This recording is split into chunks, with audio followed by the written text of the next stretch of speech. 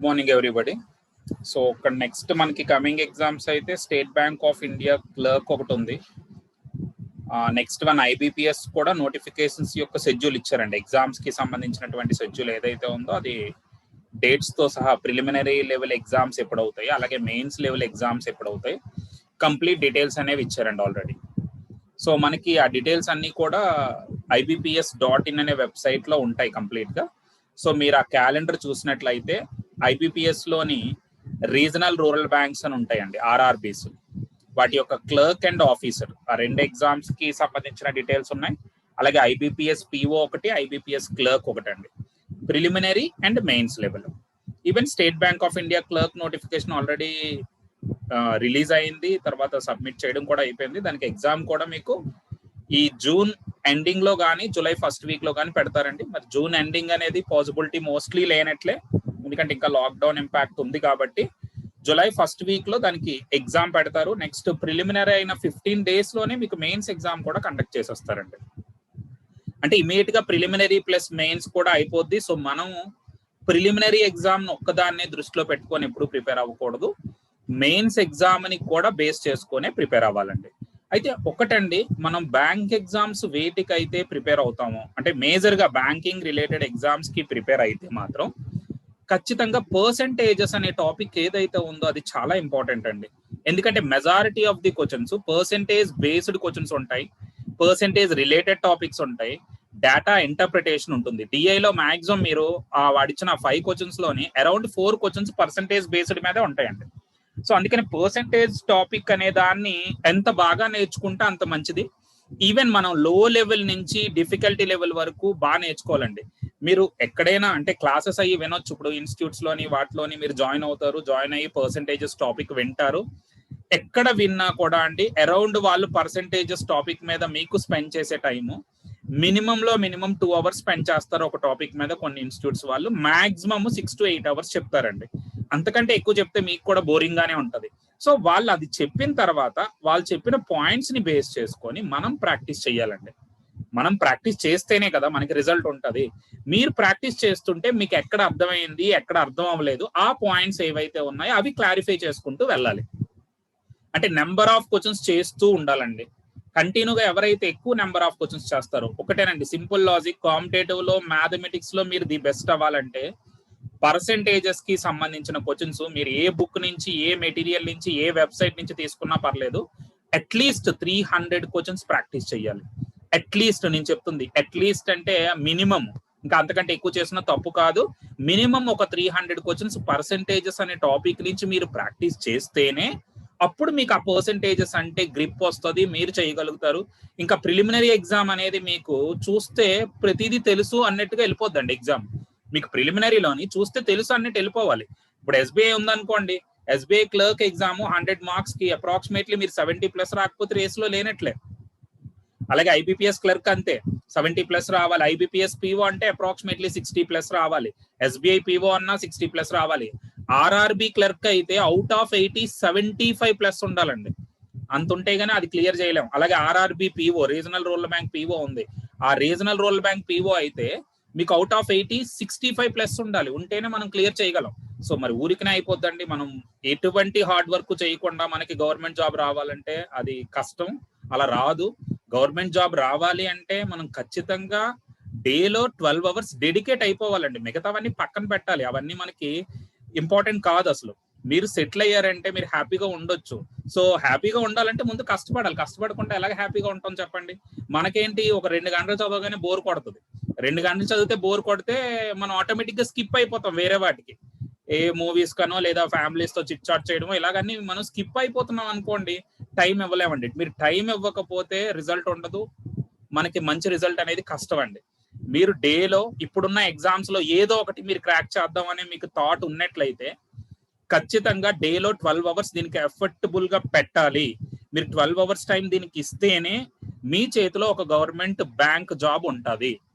అది SBI లాంటిది రావాలంటే ఇంకా ఎక్కువ ఇచ్చినా తప్పు కాదు. మీరు ఆ టైం ఇవ్వకుండా ఏది రాదండి. నాకు తెలిసి నేను చాలా మందికి ట్రైన్ చేస్తూ ఉంటాను.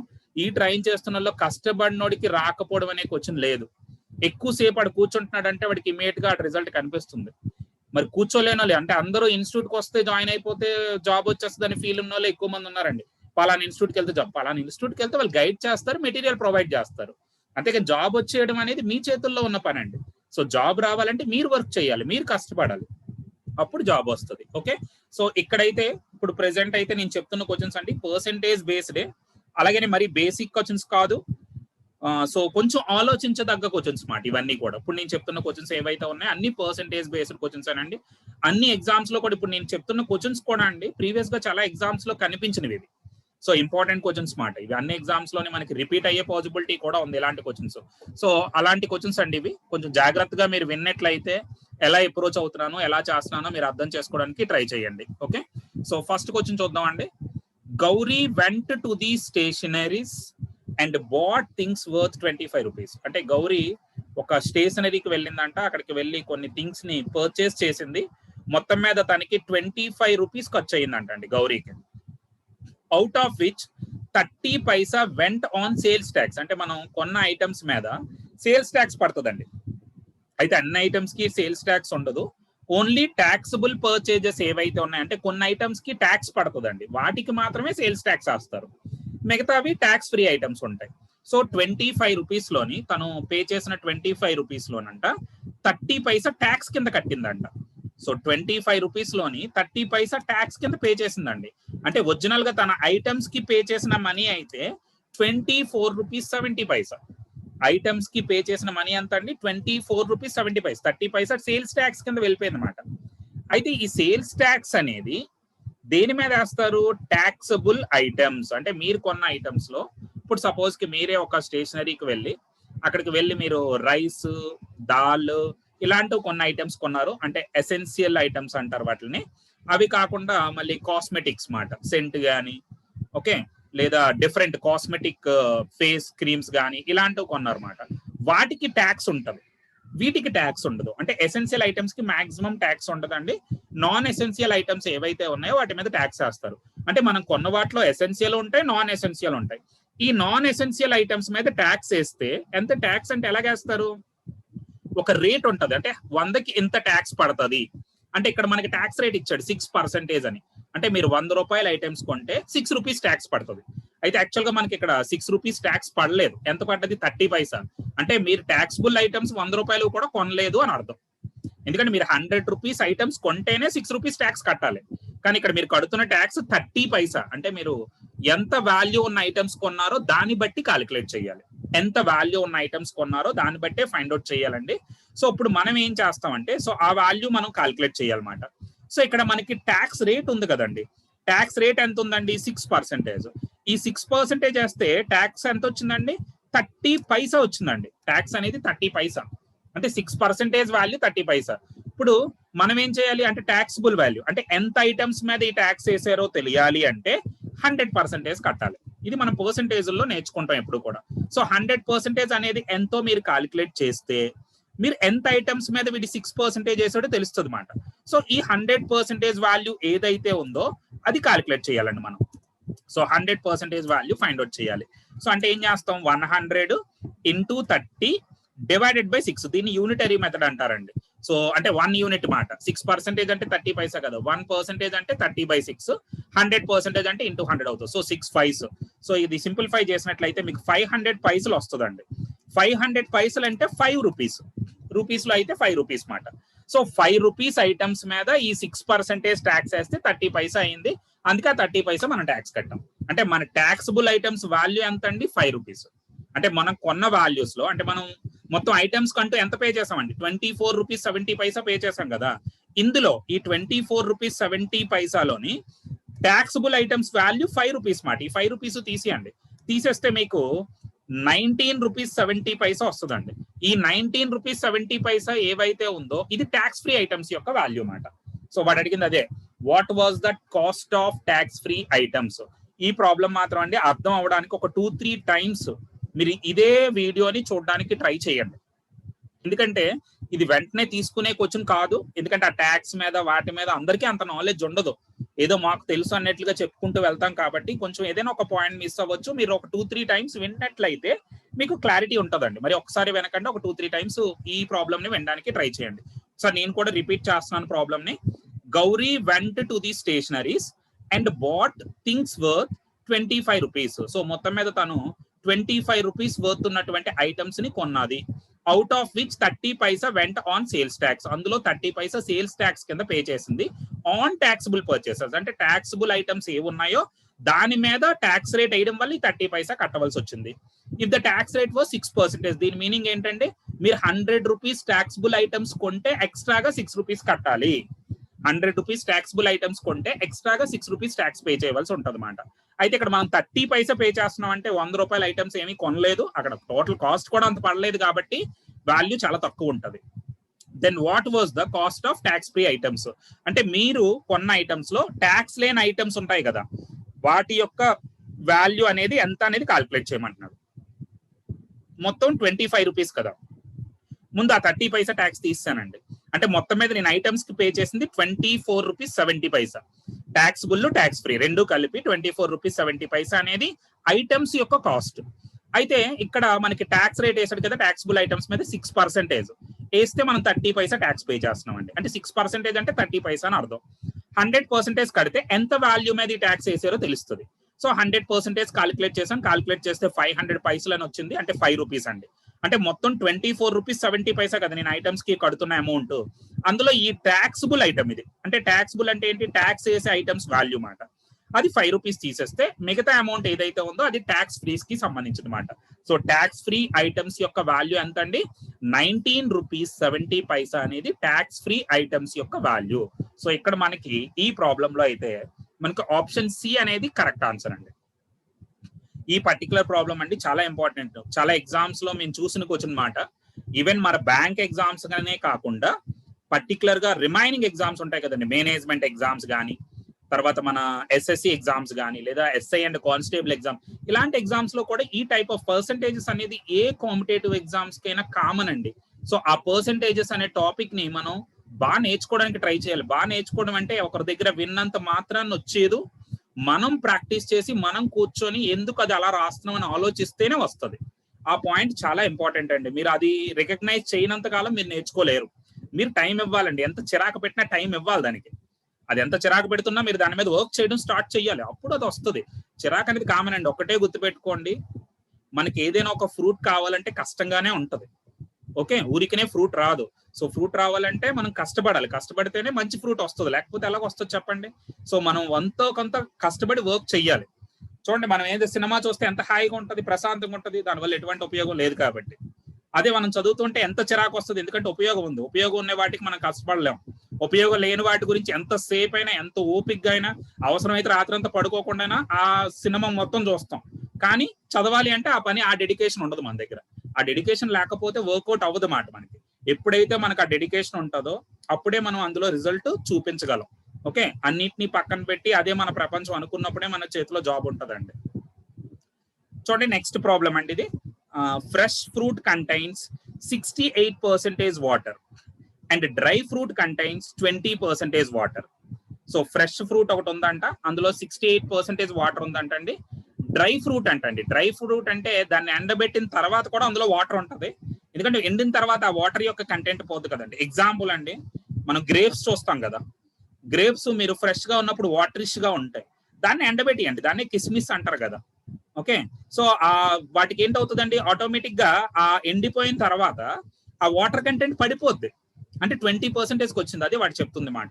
అంటే ఒక ఫ్రూట్ ఫ్రెష్ గా ఉన్నప్పుడు 68% వాటర్ ఉంది, బాగా డ్రై అయిపోయాక 20% వాటర్ అయితే ఉంటది కానీ తగ్గిపోద్ది, ఎందుకంటే అది వాటర్ కంటెంట్ తగ్గితేనే కదా డ్రై ఫ్రూట్ అవుతుంది. So how much dry fruit can be obtained from 100 kg of fresh fruits. 100 kg of fresh fruits నుంచి ఎంత డ్రై ఫ్రూట్ వస్తుంది? మీకు ఒకటండి, ఇక్కడ మనకి చేంజ్ ఫ్రెష్ ఫ్రూట్ కి డ్రై ఫ్రూట్ కి ఎందులో చేంజ్ ఉంది, వాటర్ లో చేంజ్ ఉంది, అంతే కదా. వాటరే తగ్గుతుంది కానీ ఫ్రూట్ కంటెంట్ మాత్రం ఫ్రెష్ ఫ్రూట్ లో ఎంత ఫ్రూట్ కంటెంట్ ఉందో డ్రై ఫ్రూట్ లో కూడా అంతే ఫ్రూట్ కంటెంట్ ఉంటది. వాటర్ పోవడం వలన అది డ్రై ఫ్రూట్ అవుతుంది. వాటర్ కంటెంట్ తగ్గుతుంది తప్ప, వాటర్ కంటెంట్ ఏదైతే ఉందో అది తగ్గుతుంది తప్ప ఫ్రూట్ కంటెంట్ లో ఎటువంటి చేంజ్ ఉండదు. సో ఇప్పుడు మనం 100 kg ఫ్రెష్ ఫ్రూట్ తీసుకున్నట్లయితే దాని నుంచి మనకి ఎంత డ్రై ఫ్రూట్ వస్తుంది అని అడుగుతున్నాడు. మరి ఫ్రెష్ ఫ్రూట్ అనేది 100 kg అంటే ఇందులో వాటర్ కూడా ఉంటుందండి. ఓకే, ఇప్పుడు దీని నుంచి మనకి అంటే 100 kgs లోని మరి వాటర్ కంటెంట్ ఎక్కువ ఉండడం వల్ల వెయిట్ ఎక్కువ ఉంటది. ఎప్పుడైతే ఇది డ్రై ఫ్రూట్ అయిపోయిందో వాటర్ కంటెంట్ తగ్గిపోతుంది, అంటే వెయిట్ తగ్గుతుంది కదా. సో ఈ 100 kg ఫ్రెష్ ఫ్రూట్ ని వాడితే మీకు ఎన్ని కేజీస్ డ్రై ఫ్రూట్ వస్తుంది, ఇది వాడుకోవచ్చు. దీనికి ఒక జనరల్ అప్రోచ్ ఉందండి. అలాగే next mixers and allegations, actual గా ఆ టాపిక్ రిలేటెడ్, అది కూడా percentages related topic. Allegation method అని ఒకటి ఉంటుంది, ఆ మెథడ్ లో కూడా చేయొచ్చు. అయితే ఇప్పుడు ఈ 100 kgs ఫ్రెష్ ఫ్రూట్స్ ఏవైతే ఉందో ఇందులో ఫ్రూట్ కంటెంట్ ఎంత ఉందో చూద్దాం. ఈ 100 kgs లోని ఫ్రూట్ కంటెంట్ ఎంత ఉందంటే వాటర్ 68% అని చెప్పాడు కదా ఫ్రెష్ ఫ్రూట్స్ లో, అంటే మిగతాదంతా ఫ్రూట్ కంటెంటే కదా. అంటే ఇందులో 32% అండి, ఇందులో 32% ఫ్రూట్ ఉంది. ఎందుకంటే 68% వాటర్ కాబట్టి 32% ఫ్రూట్ కంటెంట్ 100 kgs లో. ఇప్పుడు దీని నుంచి మనకి డ్రై ఫ్రూట్ వస్తుంది. ఓకే, అయితే ఇప్పుడు డ్రై ఫ్రూట్ అనేది కూడా ఎక్స్ అనుకుందాం అండి, ఎక్స్ కేజీస్ అనుకుందాం నాన్న డ్రై ఫ్రూట్. మరి ఇందులో కూడా ఫ్రూట్ కంటెంట్ ఉంటది కదా, వాటర్ కంటెంట్ 20% ఉందంటే ఈ డ్రై ఫ్రూట్ లోని, ఆ డ్రై ఫ్రూట్ అనేది ఏ కేజీస్ అనుకున్నానండి, ఆ డ్రై ఫ్రూట్ లోని వాటర్ అనేది 20% ఉంది అంటే ఫ్రూట్ కంటెంట్ 80% ఉంటదండి. సో ఇక్కడ నేను ఈ రెండు ఫ్రూట్ కంటెంట్స్ ని ఈక్వల్ చేశాను, ఎందుకంటే ఫ్రెష్ ఫ్రూట్ లో ఎంత అయితే ఫ్రూట్ కంటెంట్ ఉందో డ్రై ఫ్రూట్ లో కూడా అంతే ఫ్రూట్ ఉంటది. ఫ్రూట్ అయితే మారదు, వాటర్ లెవెల్లే మారుతున్నాయి. ఫ్రెష్ ఫ్రూట్ లో ఎక్కువ వాటర్ ఉంటది కాబట్టి ఎక్కువ వెయిట్ ఉంటది, డ్రై ఫ్రూట్ లో వాటర్ లెవెల్ తగ్గిపోద్ది కాబట్టి ఆటోమేటిక్ గా వెయిట్ తగ్గుతుంది అండి. అయితే ఈ 100 kgs లో ఎంత ఫ్రూట్ ఉందో చూస్తాను, ఎందుకంటే 68% వాటర్ ఉంది అంటే 100 - 68 అండి, 32% ఫ్రూట్ ఉందని అర్థం. 100 లో 68% వాటర్ ఉంది అంటే 32% ఫ్రూట్ ఉందని అర్థం అండి. సో 100 లో 32% కాల్కులేట్ చేశాను, అంటే ఫ్రెష్ ఫ్రూట్ లో ఎంత ఫ్రూట్ ఉందో ఆ ఫ్రూట్ వచ్చింది. అలాగే డ్రై ఫ్రూట్ అనేది ఏ కేజీస్ అనుకున్నాను, అందులో కూడా 20% వాటర్ ఉంది. మరి అందులో కూడా ఫ్రూట్ ఎంత ఉంటుంది అంటే 80%. అంటే దీని నుంచి ఈ ఫ్రెష్ ఫ్రూట్ నుంచి ఆ డ్రై ఫ్రూట్ వస్తుంది కాబట్టి రెండు చోట్ల ఫ్రూట్ కంటెంట్ ఈక్వల్ కాబట్టి రెండింటికి ఈక్వల్ చేశాను. ఆ డినామినేటర్ లో ఉన్న 100 ఎలిమినేట్ చేసేయండి, చేస్తే మనకి 100 × 32 ఈక్వల్ టు ఏ × 80 మిగులుతుందండి. ఇప్పుడు మనకి ఏ కావాలి అంటే డ్రై ఫ్రూట్ అనేది ఎన్ని కేజీసో తెలియాలి, అది ఏ కేజీస్ నేను ఎజ్యూమ్ చేసుకున్నాను కదా, ఆ ఏ వాల్యూ కాల్కులేట్ చేయాలండి. ఏ వాల్యూ కాల్కులేట్ చేయాలంటే ఏమవుద్ది, 100 × 32 డివైడెడ్ బై 80 అండి. సో 100 × 32 డివైడెడ్ బై 80, ఇక్కడ 0 0 సింప్లిఫై క్యాన్సిల్ చేసి వచ్చండి, 8 4 32. సో మొత్తం మీద మనకి ఎంత వచ్చిందంటే 40 kgs. సో 40 kgs అనేది డ్రై ఫ్రూట్ ఉందండి, అంటే డ్రై ఫ్రూట్ అనేది 40 kgs ఉందన్నమాట. సో 100 లో 68% వాటర్ కాబట్టి 32% ఫ్రూట్ ఉంటుందండి 100 kgs లో. అలాగే డ్రై ఫ్రూట్ ఎంతో తెలియదు, ఏ అనుకున్నాను, ఏ కేజీస్ అనుకున్నాను, అందులో కూడా 20% వాటర్ ఉందంటే ఫ్రూట్ కంటెంట్ 80%. రెండు ఫ్రూట్ కంటెంట్లు ఒకలాగే ఉంటాయి, అందుకే ఈక్వల్ చేశాను. ఈక్వల్ చేస్తే డినామినేటర్ లో ఉన్న వాల్యూని ఎలిమినేట్ చేసేద్దామండి. ఇవి రెండు ఎలిమినేట్ అయిపోయినట్లయితే 100 × 32 ఈక్వల్ టు A × 80 అవుతుంది. ఏ కావాలంటే 80తో డివైడ్ చేయాలి. సో 0 0 క్యాన్సిల్ చేసి అంటే 8 4 అంటే 40 kgs మాట. సో మనకి ఆప్షన్ సి అనేది ఇక్కడ ఆన్సర్ అండి. సో ఆన్సర్ ఏంటండి, ఆప్షన్ సి అనేది కరెక్ట్ ఆన్సర్ అన్నమాట. అయితే ఇదే ప్రాబ్లం కి వేరే ఆల్టర్నేట్ కూడా ఉంది, సేమ్ ప్రాబ్లం కండి. సో అది ఎలిగేషన్స్ మెథడ్ అంటారు. సో ఆ మెథడ్ లో చేద్దాం ఒకసారి. ఎలిగేషన్స్ లో చేయాలంటే కొంచెం రివర్స్ గా ఆలోచించాలండి. నేను ఎలా ఆలోచిస్తున్నానంటే డ్రై ఫ్రూట్స్ కి వాటర్ కలిపితే ఫ్రెష్ ఫ్రూట్స్ చేస్తున్నాను, అలా జరగదు కానీ అలా అనుకుంటున్నాను అనమాట. ఎందుకంటే డ్రైలోని వాటర్ పోయింది కదా, దానికి వాటర్ కలిపితే ఫ్రెష్ ఫ్రూట్ అవుతుంది కదా, అది జనరల్ గా జరగదండి. కానీ మిక్సర్స్ అండ్ ఎలిగేషన్స్ లో ఇలాగే ఆలోచించాలి. సో డ్రై ఫ్రూట్స్ లో ఎంత వాటర్ ఉంది, డ్రై ఫ్రూట్స్ లో 20% వాటర్ ఉంది. అలాగే దీనికి వాటర్ కలుపుతున్నాం కదా, వాటర్ లో వాటర్ ఎంత పర్సెంటేజ్ అంటే 100 అండి. ఈ రెండు మిక్స్ చేశాక ఫ్రెష్ ఫ్రూట్స్ అవుతాయి, మధ్యలోది మిక్సర్స్ అంటారన్నమాట, ఈ మధ్యలో వేయాలన్నమాట. అందులో వాటర్ కంటెంట్ 38.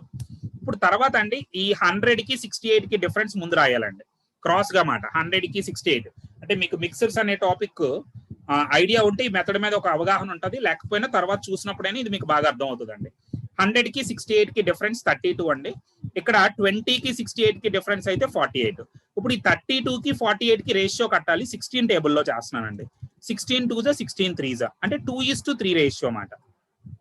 ఓకే, 2:3 రేషియో అంటే ఇది డ్రై ఫ్రూట్స్ కి. ఓకే, అలా డ్రై ఫ్రూట్స్ ఉంది కదండి, డ్రై ఫ్రూట్స్ యొక్క వెయిట్ కి వాటర్ యొక్క వెయిట్ కి రేషియో 2:3. డ్రై ఫ్రూట్స్ యొక్క వెయిట్ కి వాటర్ యొక్క వెయిట్ కి రేషియో 2:3.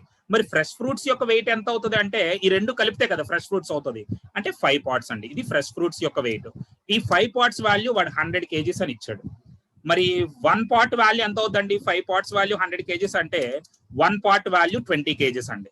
1 part value 20 kgs. వాడు అడుగుతుంది ఏంటి, డ్రై ఫ్రూట్స్ ఎన్ని. డ్రై ఫ్రూట్స్ కి ఆ కోలంలో కింద చూడండి లాస్ట్ వచ్చింది, అది డ్రై ఫ్రూట్స్ యొక్క వెయిట్ 2 parts వాల్యూ, అంటే 2 × 20 అంటే 40 kgs అనేది మనకి డ్రై ఫ్రూట్స్ యొక్క వెయిట్ మాట. దీన్ని మిక్సర్ సెండ్ ఎలిగేషన్ మెథడ్ అంటారండి. ఈ మెథడ్ లో కూడా మనం ప్రాబ్లం అనే దాన్ని సాల్వ్ చేయొచ్చు. సో ఇక్కడ చూడండి, ఇక్కడ వాడు ఏం చెప్తున్నాడు, డ్రై ఫ్రూట్స్ అనేవి, డ్రై ఫ్రూట్స్ ని వాటర్ ని మిక్స్ చేస్తే ఫ్రెష్ ఫ్రూట్స్ అవుతాయి అనుకుంటున్నాను. అది జనరల్ గా జరగదు, కానీ అలా అనుకుని వెళ్ళాలి ఇక్కడ. ఎందుకంటే ఏ రెండు మిక్స్ చేస్తే మిక్సర్ వస్తుంది అనేది తీసుకొని రావాలండి. ఇక్కడ మిక్సర్స్ లో ఈ రెండు కలిపేవి, కలిపిన తర్వాత వచ్చేది మధ్యలో ఉండాలి. ఈ రెండు కలిపేవి కలిపిన తర్వాత వచ్చేది మధ్యలో ఉంటుంది. ఇక్కడ డ్రై ఫ్రూట్స్ కి వాటర్ కలిపితేనే ఫ్రెష్ ఫ్రూట్స్ అవుతాయి. ఎందుకంటే ఇక్కడ వాటర్ లెవెల్ తక్కువ ఉంది, దీనికి వాటర్ కలిపాను, వాటర్ లెవెల్ పెరిగింది. సో అలా మాట. నెక్స్ట్ ఈ రెండింటికి మధ్యలో ఉండాలి ఈ నెంబర్ ఎప్పుడును. 20కి 100కి మధ్యలో ఉన్న నెంబర్ని ఇక్కడ వాడగలన్నమాట. సో డ్రై ఫ్రూట్స్ లో వాటర్ 20% ఉంది, వాటర్ లో వాటర్ 100% ఉంటది.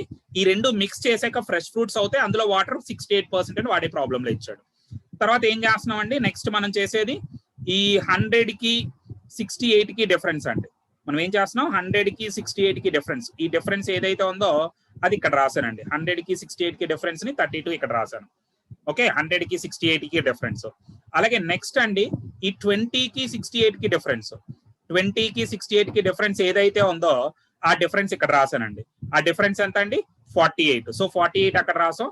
ఈ 30 to 48 అనేవి ఏవైతే ఉన్నాయో, ఈ 30 to 48 అనేవి డ్రై ఫ్రూట్స్ కి వాటర్ కి గల వెయిట్స్ రేషియో.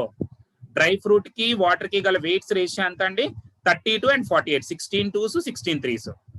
అంటే వెయిట్స్ యొక్క రేషియో 2:3. అంటే ఇది 2 kgs ఉన్నప్పుడు ఇది 3 kgs ఉంటుంది అన్నమాట. ఈ రెండు కలిపితేనే ఫ్రెష్ అవుతుంది, అంటే ఈ రెండు కలిపిన తర్వాతే ఫ్రెష్ ఫ్రూట్ వస్తుంది. అందుకని 2 + 3 అంటే 5 parts అంటే ఫ్రెష్ ఫ్రూట్ అండి. ఆ ఫ్రెష్ ఫ్రూట్ యొక్క వెయిట్ 100 kgs అని వాడు ఇచ్చాడు. సో 5 parts అంటే 100 kgs, మరి 1 part అంటే 20 kgs. మనం డ్రై ఫ్రూట్ యొక్క వెయిట్ చెప్పాలి. డ్రై ఫ్రూట్ యొక్క వెయిట్ అంటే 2 parts వాల్యూ చెప్పాలండి. 2 parts అంటే 2 × 20 అంటే 2 parts వాల్యూ 40 kgs.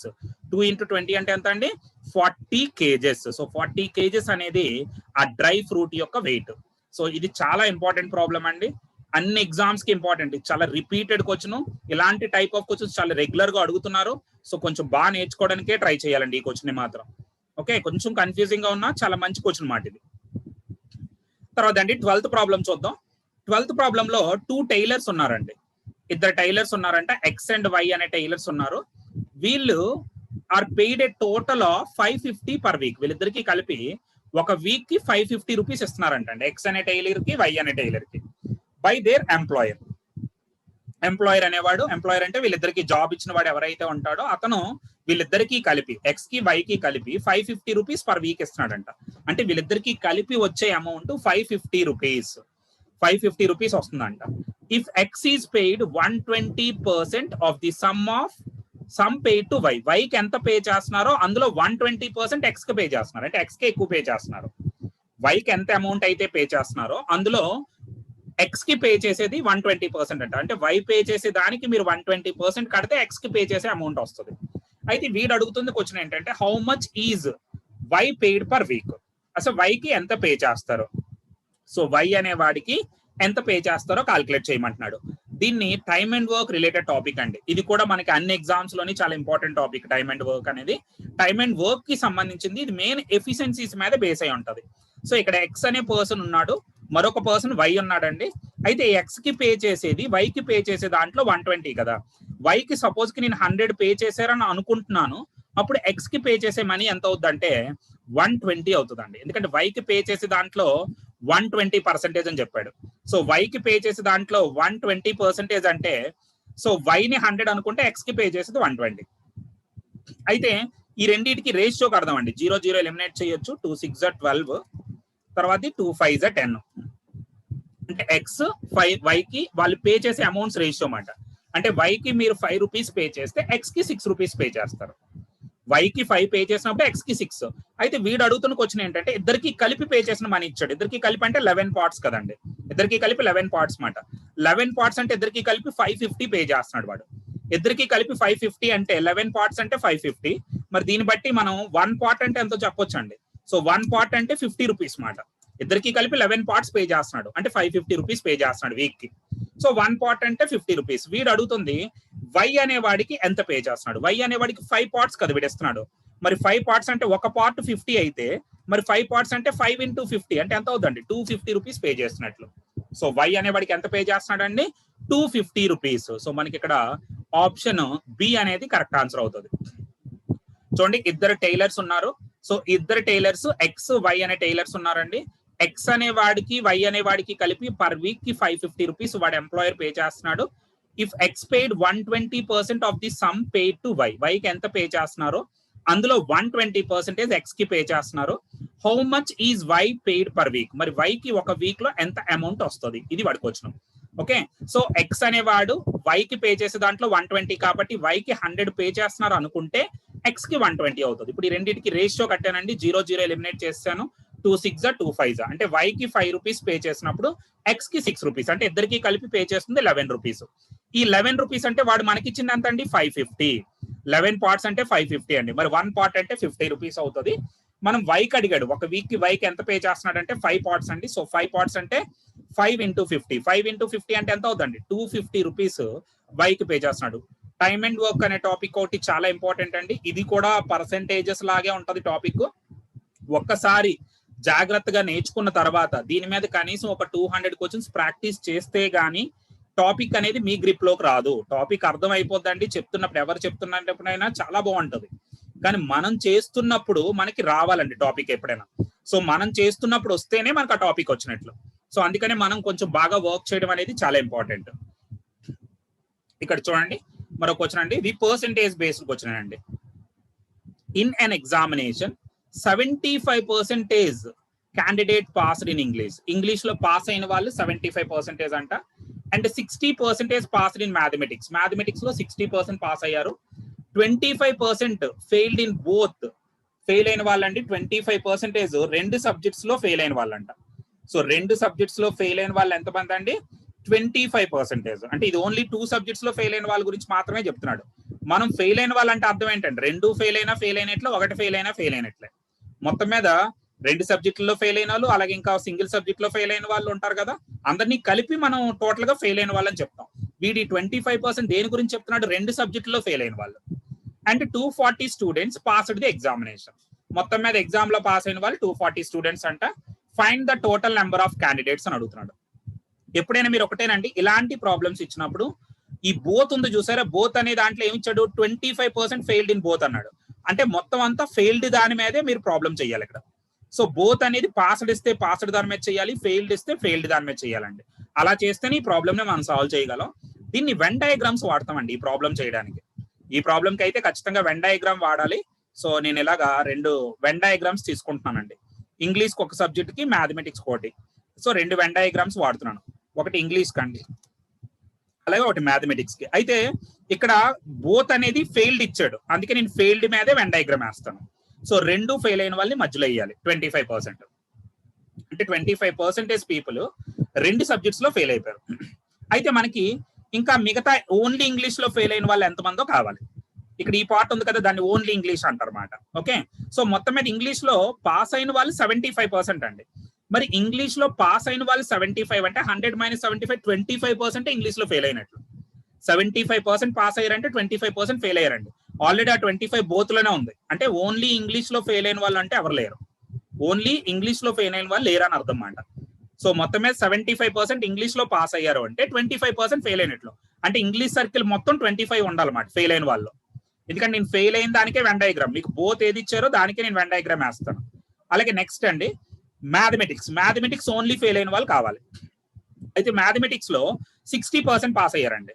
60% పాస్ అయ్యారంటే మనకి 40% మ్యాథమెటిక్స్ లో ఫెయిల్ అయినట్లు. అంటే మ్యాథమెటిక్స్ లో ఫెయిల్ అయిన వాళ్ళు ఎవరైతే ఉంటారో వాళ్ళు 40% అండి, ఎందుకంటే 60% పాస్ అయ్యారు కాబట్టి. ఆల్రెడీ 25 బోత్ అంటే మ్యాథ్స్ ఇంగ్లీష్ లో ఫెయిల్ అయిన వాళ్ళు. మరి ఇంకా ఎలోన్ ఎంతమంది ఉంటారండి 15, ఎందుకంటే ఈ 2 కలిపితే 40 అవ్వాలన్నమాట. అలాగే ఇందాక ఇంగ్లీష్ లో ఫెయిల్ అయిన వాళ్ళు కూడా రాసామండి, ఇంగ్లీష్ లో ఫెయిల్ అయిన వాళ్ళు 25. సో మొత్తం మీద మనకి ఫెయిల్ అయిన క్యాండిడేట్స్ అందరూ వచ్చినట్లే. ఇప్పుడు ఈ డయాగ్రామ్ లో ఉన్న ప్రతి పర్సెంటేజ్ ఫెయిల్యూర్ పర్సెంటేజ్ మాట. సో ఈ డయాగ్రామ్ లో ఉన్న వాల్యూలు అన్ని మీరు కలిపినట్లయితే 0 + 25 + 15 అండి 40% వచ్చింది. ఈ 40% మొత్తం మీద ఫెయిల్ అయిన స్టూడెంట్స్. మొత్తం మీద ఫెయిల్ అయిన స్టూడెంట్స్ అంటే ఎలాంటి వాళ్ళండి ఫెయిల్ అయిన స్టూడెంట్స్ అంటే మీకు అది 2 సబ్జెక్ట్స్ అవ్వచ్చు లేదా సింగిల్ సబ్జెక్ట్ అవ్వచ్చు. మొత్తమే ఫెయిల్ అవడం అంటే ఏంటంటే ఒకటి ఫెయిల్ అయినా ఫెయిల్ అవడమే కదా. సో ఒకటి ఫెయిల్ అయినా ఫెయిల్ అవడమే కాబట్టి ఈ 40% ని ఫెయిల్యూర్ కింద తీసుకుంటాం. అంటే మనకి పాస్ అయిన వాళ్ళు 100లో ఎంతమంది అండి? 60%. ఈ 60% వాల్యూ మనకి వాడు ఇచ్చాడు, పాస్ అయిన క్యాండిడేట్స్ 240 అని ఇచ్చాడు. టోటల్ గా ఎంతమంది రాశారంటే 100% కట్టాలండి.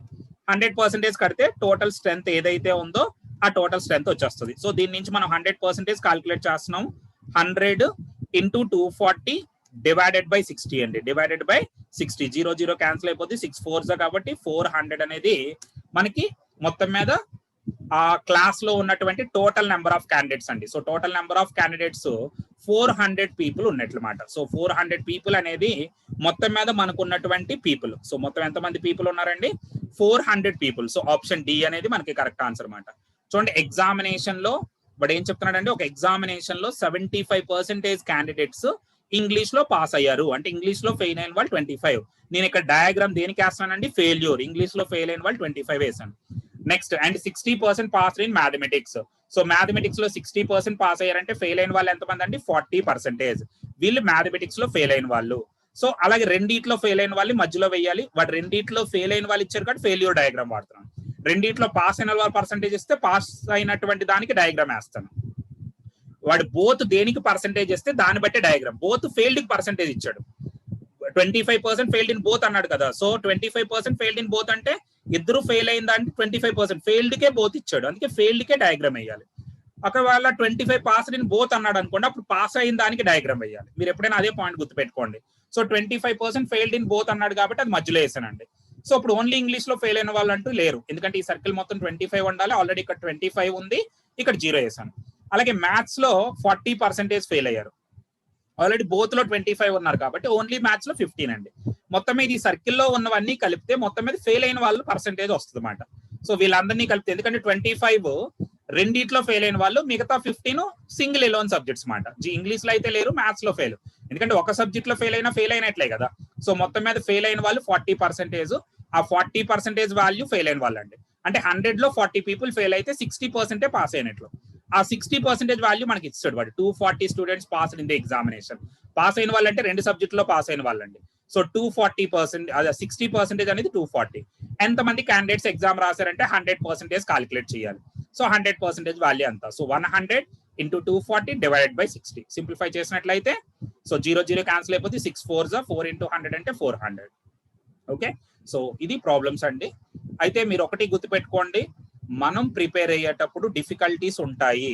ప్రిపేర్ అయ్యేటప్పుడు చాలా ఇబ్బందిగా ఉంటది, అంత కాన్సన్ట్రేషన్ పే చేయలేకపోవచ్చు. కానీ మనల్ని మనమే సెల్ఫ్ మోటివేట్ చేసుకొని వర్క్ చేయాలి. ఫెయిల్యూర్స్ చాలా ఎక్కువ చూస్తాము, కామన్. ఎన్ని ఫెయిల్యూర్స్ చూసినా బెదరకుండా జాగ్రత్తగా మనం ముందుకు వెళ్తేనే మనకి రిజల్ట్ ఉంటుంది. ఫెయిల్యూర్ సహజం ఇక్కడ. సో ఆ ఫెయిల్యూర్ రావడానికి రీజన్ ఏంటి, దాన్ని ఎలా ఓవర్కమ్ చేయాలని ఆలోచించాలి తప్ప నాకు రాదు, నేను చేయలేను అంటే ఎవ్వరూ ఏమీ చేయలేరు. మరి మీకు రాదు, మీరు రాదని మీకు రావట్లేదు, కానీ ఇంకోటి వస్తుంది అనుకుంటున్నాడు, ఆడికి వస్తుంది జాబ్. సో ఆ పాయింట్ ఆఫ్ వ్యూలోనే ప్రిపేర్ అవ్వాలి. మనం వస్తుంది అనే ఆలోచనతోటే ముందు ప్రిపేర్ అవ్వాలి తప్ప నేను చేయలేను, నేను రాదు అనుకుంటే ఏ ఒక్క క్యాండిడేట్ జాబ్ తెచ్చుకోలేను. ఇప్పుడు వచ్చిన వాళ్ళందరూ ఎలాగొచ్చిన వాళ్ళు కష్టపడితే వచ్చిన వాళ్ళే.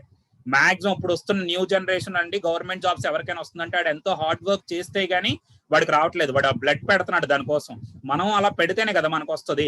దాని మీద అంత డెడికేటెడ్ గా ఉండాలి, ఉంటేనే మనం రిజల్ట్ తీసుకురాగలం. రిజల్ట్ తీసుకొస్తే ఆటోమేటిక్ గా మంచి సెటిల్మెంట్ అండి. ఇప్పుడు ఇలాంటి సిచ్యువేషన్స్ చూస్తున్నారు, ప్రైవేట్ ఆర్గనైజేషన్స్ కానీ బిజినెస్లు కానీ ఏమైనా నిలబడుతున్నాయా? ఓన్లీ గవర్నమెంట్ ఆర్గనైజేషన్ లో పనిచేస్తున్న ఎంప్లాయీకి సెక్యూర్ గా వాళ్ళకంటూ ఒక ఇన్కమ్ సపోర్ట్ వస్తుంది, హ్యాపీగా ఉండగలుగుతున్నారు. మిగతా వాళ్ళు ఫినాన్షియల్ గా చాలా స్ట్రగుల్స్ ఫేస్ చేస్తున్నారు. కాబట్టి మనం ఫినాన్షియల్ గా కొంచెం స్ట్రెంగ్త్ ఉంటే, మరి ఎక్కువ లేకపోయినా పర్లేదండి, మనం తినడానికి ఉండడానికి ఉంటే చాలు.